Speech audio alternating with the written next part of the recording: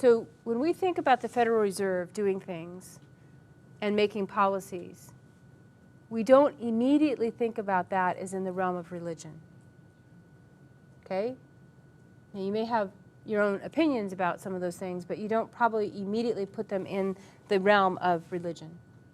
And that is because in the United States, we separate out things like economics and religion. So however you want to understand the meaning of church and state, we do live in a context where we view things, we look at economic policies as being set by the government, and those are separate than things that happen in a religious context. Now let's think about merging those and go back to the first century and think about even like the temple, with the money changers being in the temple. Of course they're going to be in the temple. Or thinking about other kinds of, that's looking at from a Jewish perspective, thinking about that from a Greco-Roman context. In a Greco-Roman context, religion permeates everything. So in ways that we can barely even begin to fathom, things that we think of in very discrete categories are going to be thought of as absolutely interfused in ways that could not be separated. And that's very important to understand. Because if we're going to hear about some of the things that are going to talk about money, or we're going to hear about some of the things that are talking about the Caesar, unless we're aware of this, we're going to put those into different categories and think about them as discretely different entities. Whereas in the ancient world, those were fused. You just didn't think about politics apart from religion, apart from economics, fused together. One and the same. By and large, in the United States, we associate value, or we assess value in economic categories. So a person who comes from a lower socioeconomic boundary, okay, and I'm not saying there aren't structures in the United States that are clearly divided. There are, clearly delineated. But in the United States, we can have a person who has come from very, very little and become fabulous wealthy and then have tremendous value in society. Okay? We can have people who have tremendous wealth and maybe don't have an education that we would talk a lot about, or various kinds of things. I mean, we talk about that as a self-made person. But typically in the United States, we value people based on economic factors. Now that's not entirely true, but that's one of the main reasons that we think about somebody like Bill Gates differently than we might think about, you know, Joe Blow. Okay? In the ancient world, that, you know, if this person was very, very wealthy, they probably had some influence too, but the value of a person was largely determined by things having to do with honor or shame, having to do with actions that were done that were perceived to either bring honor to the person or their family, or to bring shame on that family. And in fact, there are accounts of people who would try to make their way. So former slaves who had gained their freedom were called freedmen, who gained a lot of wealth, who were never fully accepted. Despite fabulous wealth, were never fully accepted because of past actions or because of the shame of having been formerly a slave. So again, I mean, those are big generalizations. I understand that. But typically, we tend to look towards economic value as a way of determining worth. Obviously, accomplishment and achievement and things like that are important too, but that's just a big difference that I want to point out. Now, kind of coming back to this intersection between all of these things, how is a way that we're going to hear that if we're looking at the New Testament? And here's probably, to me, one of the most striking examples of that. If I make the statement, I confess that Jesus is the Lord, most of us are going to hear that as a religious confession, a religious statement. And we're probably going to want to put it in the realm of people are free to express their religious convictions. And we probably would not immediately think about the statement, I confess that Jesus is my Lord, as a political statement.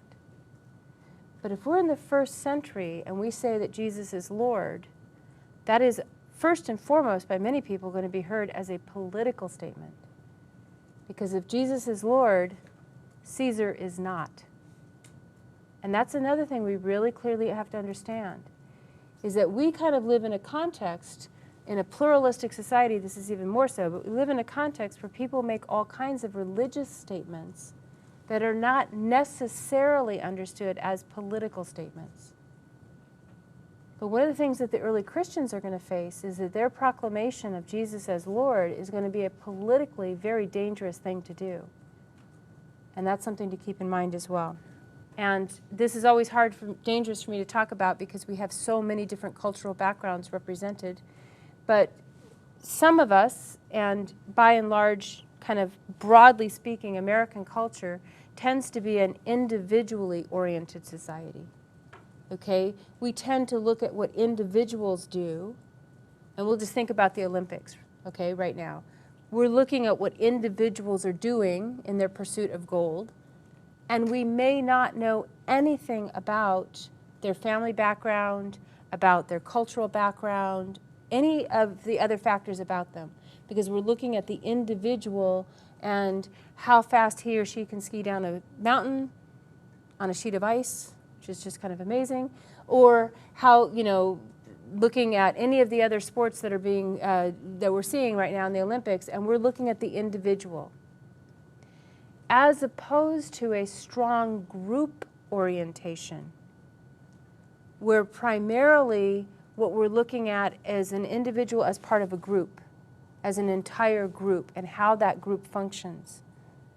So a group orientation where you think about an entire group doing things as opposed to an individual. And many, many times, if we've come from a strongly individual background, that group understanding is very hard for us to understand. If we've come from a very strong group orientation, then learning how to express ourselves as an individual is very hard to understand.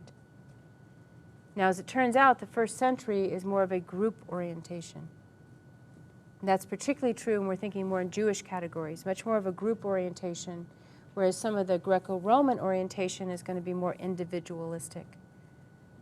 But it's still even group-oriented in that. Another really striking difference in worldview is going to have to do with how we think about time. Now, this is very, very true for a lot of American thinking, but a lot of American thinking is very future-oriented. Much of our orientation is toward things that we will attain in the future, a degree, and maybe if you're married, kids, getting kids through school, out of school, all those kinds of things. But we tend to have very much a future orientation. As a country, as a nation, policies are looking toward the future. Perhaps they could more look towards the future in some policies, but again, we tend to be future-oriented. Even in politics, we tend to be thinking about the next election. Okay, so our orientation tends to be very much directed towards the future. In the first century context that we're going to be looking at, the orientation is to the past, particularly in a Jewish context, past context of having the land, past context of being an independent nation, okay? Past glories, past conquerings, past events.